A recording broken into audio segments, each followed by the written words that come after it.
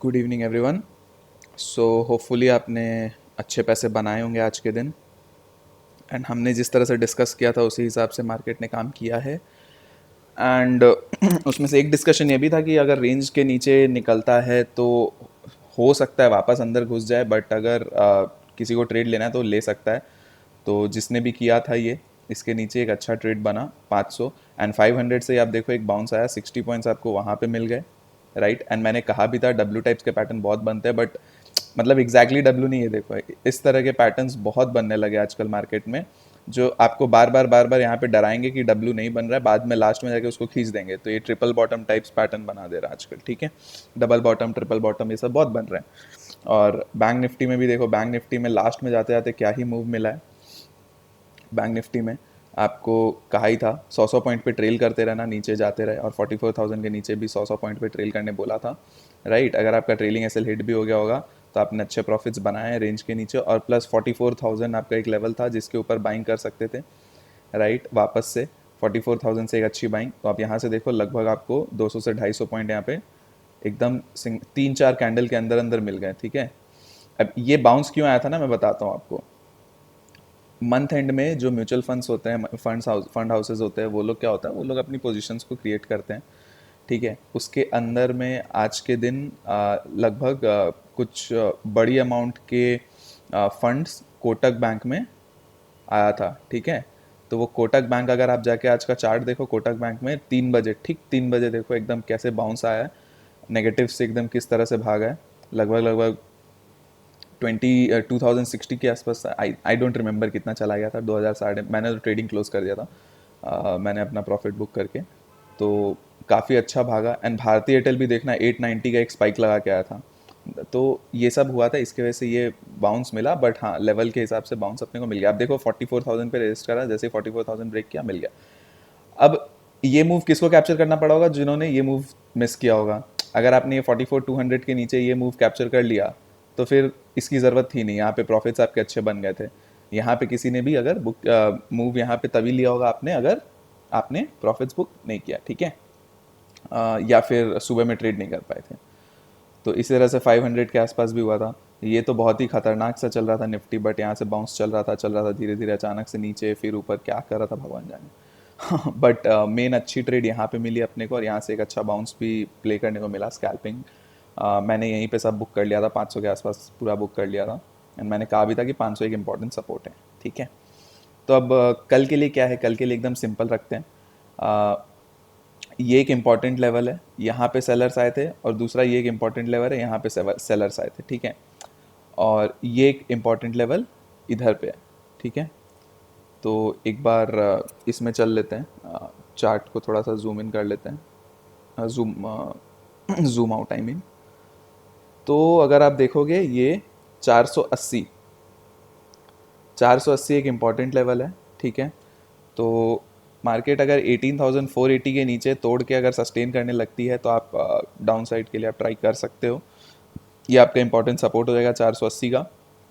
And ऊपर में एक इंपॉर्टेंट रेजिस्टेंस आपका ये लेवल हो जाएगा, जो लगभग आपका आता है 570 580 के आसपास, ठीक है। वही वही रेंज वाले लेवल्स में है, ठीक है। तो आपका इस तरह से बन सकता है, ये एक रेजिस्टेंस लेवल है 580 का, ठीक है। 580 का एक रेजिस्टेंस लेवल इधर हो गया, और यहाँ पे 480 का, तो ये 100 पॉइंट का रेंज है। अब आप दो चीज़ कर सकते हो, रेंज प्ले कर सकते हो, टॉप से सेल, नीचे से बाई, जो भी आपको करना है, ये सजेशन है बस। और एक सिखाने की चीज़ है जो ये रेंज में आप कर सकते हो ट्राई, ठीक है।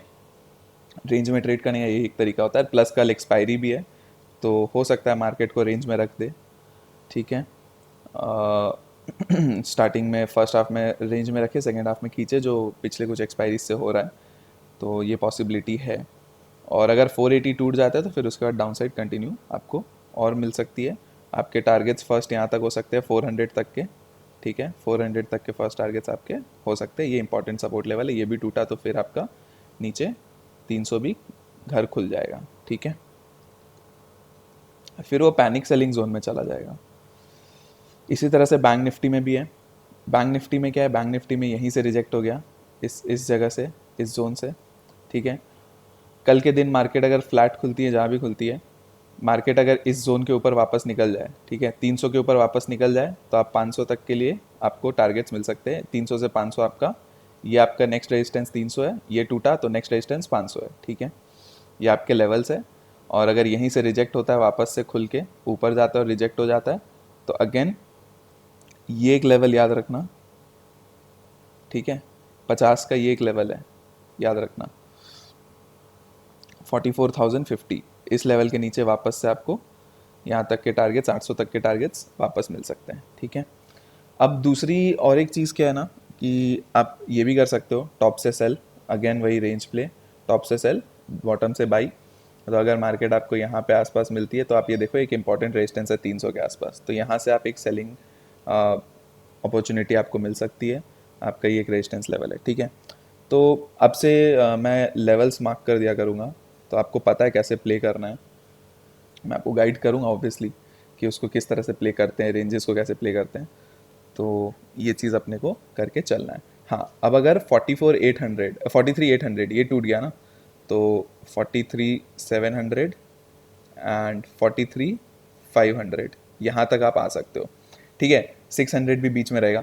तो अगेन वही है, 44,800 टूटा तो 100 पॉइंट्स करके आपको ट्रेल करते हुए नीचे जाना होगा, क्योंकि इशू क्या है, हर जगह सपोर्ट बना रखा है बैंक निफ्टी ने, तो आपको कहीं से भी कब बाउंस दे दे कोई भरोसा नहीं है, हर जगह बाहर बैठे होंगे, तो आपको ट्रेल करते करते चलना पड़ेगा, ठीक है। तो ये हो गए बैंक निफ्टी के लेवल्स। हाइज में क्या है, अगर यहाँ से अगर ऊपर निकलता है और अगर ये लेवल तोड़ देता है 500 550 का, मैं बफर रख रहा हूँ 50 पॉइंट का, ठीक है, 550 का लेवल तोड़ देता है, तो आपको ऊपर में 44,800 तक के टारगेट्स मिल सकते हैं। तो आज के लिए इतना ही, यही एनालिसिस है।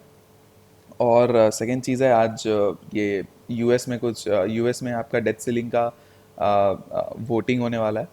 तो डेथ सीलिंग के वोटिंग के बाद में मार्केट एक रिएक्शन दे सकता है, अप साइड या डाउन साइड, या जो भी कुछ भी रिएक्ट कर सकता है। तो वो आपको कल के सेंटिमेंट के लिए डिसीजन मेकिंग में हेल्प करेगा। एंड लेवल टू लेवल तो आपको चलना ही है लेवल्स के हिसाब से, ठीक है। तो अगर ये आज के बॉटम्स अगर टूट जाते हैं, तो एक अच्छा खासा फॉल आप देख सकते हो, ठीक है। और ये बॉटम्स कैसे टूटेंगे, अगर मार्केट में यूएस में डेट सीलिंग के वोट्स में कुछ नेगेटिव हो गया तो, ठीक है। अगर कुछ नेगेटिव हो गया तो एक्सपेक्टेशन कम है, क्योंकि यूएस के पास क्या है, नोट छापने की मशीन है।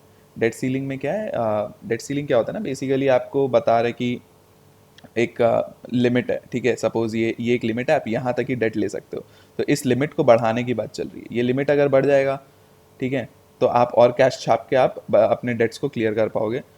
तो अगर वो लिमिट अगर बढ़ता है तो और कैश छपेगा, और कैश छपेगा तो अगेन इन्फ्लेशन बढ़ेगा, वो सब बात की बात है। बट एक बार के लिए आपका यूएस में डिफ़ॉल्ट होने से बच जाएगा, जो आपका और पैसे अगर आप छाप लेते हो, डॉलर्स छाप लेते हो, तो यूएस में एक डिफ़ॉल्ट होने से बच जाएगा। एंड ये पॉसिबिलिटी है कि हो जाएगा, यूएस इतनी जल्दी ऐसा होगा नहीं कि डिफ़ॉल्ट कर दे, क्योंकि अभी भी US dollar is a very strong currency. अगर इनको इनके पास नोट प्रिंट करने की मशीन है जिससे आप डेट क्लियर कर सकते हो, तो वो करेंगे, कोई बड़ी बात नहीं है, ठीक है। तो देखते हैं कैसे क्या वोट रहता है, क्या रहता है, तो कल का एक सेंटीमेंट आपको मिलेगा उसके हिसाब से। बट आप लेवल टू लेवल चलना और लेवल्स को मार्क कर लेना, एंड कहीं पे नोट करके रख लेना, ताकि सुबह आपको हेल्प करे, ठीक है। तो चलिए इतना ही आज के लिए, bye bye, thank you so much. And channel को आप सब्सक्राइब करो। अच्छा लगता है अगर कंटेंट आपको सीखने को मिलता है, बीच बीच में समझ में आता है। एंड मैं ट्राई करता हूँ आजकल वीडियो को शॉर्ट रखने की, ठीक है। लर्निंग वाली भी एक दो पॉइंट्स मैं इसमें डालता ही हूँ, ट्राई करता हूँ जितनी शॉर्ट से शॉर्ट हो सके वीडियो। एंड उसके बाद आप शेयर करके चल सकते हो चैनल को अपने फ्रेंड्स के साथ, को ट्रेडर्स के साथ, एंड वीडियो को भी शेयर कर सकते हो, एंड लाइक कर दो, इससे यूट्यूब इसको प्रमोट करता है, ठीक है।